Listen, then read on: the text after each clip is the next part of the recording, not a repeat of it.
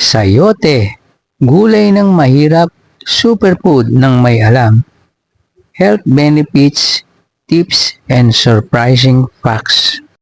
Alam mo ba na ang gulay na madalas inaapakang mura sa palengke ay isa sa pinaka-healthiest na pagkain sa buong mundo? Oo, ang sayote na madalas lang natin igisa o isahog sa tinola ay may tinatagong kapangyarihan na hindi alam ng karamihan. At kung isa ka sa mga hindi pa nakakakilala sa tunay na galing nito, maghanda ka dahil pagkatapos ng video na ito, hindi mo na basta-basta lalampasan ang sayote. Mamaya, ibubunyag ko ang isang napakasimpleng paraan para gawing super creamy at masarap ang sayote kahit walang sahog. At sa dulo ng video, may isisingit akong kakaibang tip kung paano mapapakinabangan ang balat at buto ng sayote na kadalas ang itinatapon lang. Kaya siguraduhin mong tapusin ang video hanggang dulo. Panimula, ang sayote ay isa sa mga pinaka-common na gulay sa Pilipinas.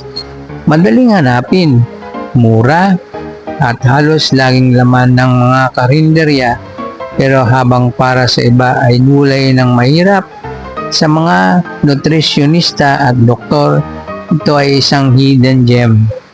Kilala rin ito sa tawag na chayote sa ibang bansa at sa mga lugar tulad ng Mexico at South America. Ang sayote ay isang staple sa kanilang healthy meals. Kwento sa likod ng sayote. Nung bata pa ako, halos araw-araw may sayote sa ulam namin. Sa umpisa, nagsawa ako. Parang paulit-ulit na lang. Pero isang araw, napilitan akong magluto ng sayote sa kakaibang paraan. Wala akong sahog, wala akong budget, pero nagulat ako. Ang simpleng sayote lang pala, kapag niluto ng tama, ay pwedeng maging napakasarap at parang pang-restaurant pa. Doon ko unang na-appreciate ang tunay na halaga ng gulay na ito. Mga benepisyo ng sayote. Narito ang ilan sa mga dahilan kung bakit superfood ang sayote. High in fiber, nakakatulong sa digestion, bagay sa may mga constipation. Low in calories, perfect sa mga gustong magbawas ng timbang.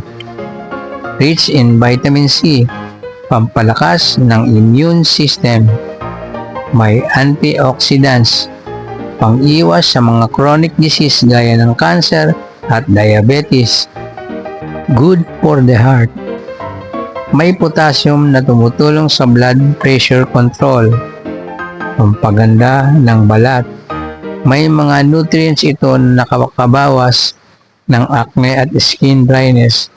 Hindi lang basta pampalasa sa tinola. Ang sayote ay natural na gamot at wellness food. Mga paraan ng pagluluto. Kung sawa ka na sa paulit-ulit na gisa o sabaw, subukan mo ito. Number 1. Sayote stir fry with garlic and butter.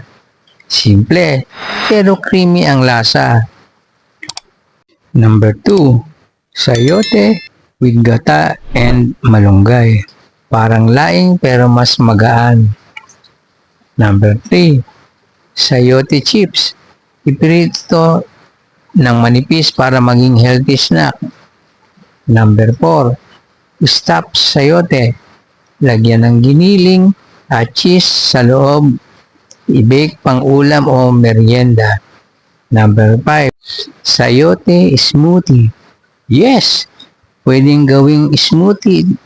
Ihalo lang sa saging at gatas. Budget tips at kakaibang gamit. Alam mo ba, pwede ring gamitin ang balat at buto ng sayote? Balat ng sayote, gawing compost o organic fertilizer. Buto ng sayote, Itanim sa paso at maghintay lang ng ilang linggo, may sarili ka ng tanim. Sayote extract.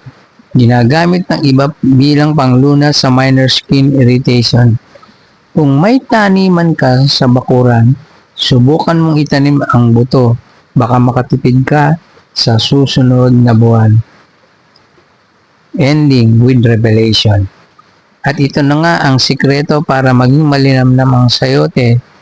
Kahit wala kang sahog, gamitin ang butter at konting evaporada. Igisa mo lang ang sayote sa kaunting mantika. Lagyan ng butter habang niluluto at idagdag ang konting evaporated milk. Boom! Creamy at malasa. Parang may giniling kahit wala. Kung nagustuhan mo ang video na ito, huwag mong kalimutang i-like, i-share at mag-subscribe sa Ka-Orly TV. I-comment mo rin kung paano mo niluluto ang sayote sa inyo. Baka yan ang next na recipe na ipipicture natin. Click the notification bell para lagi kang updated sa mga susunod nating lutong tipid, masustansya at makabuluhan.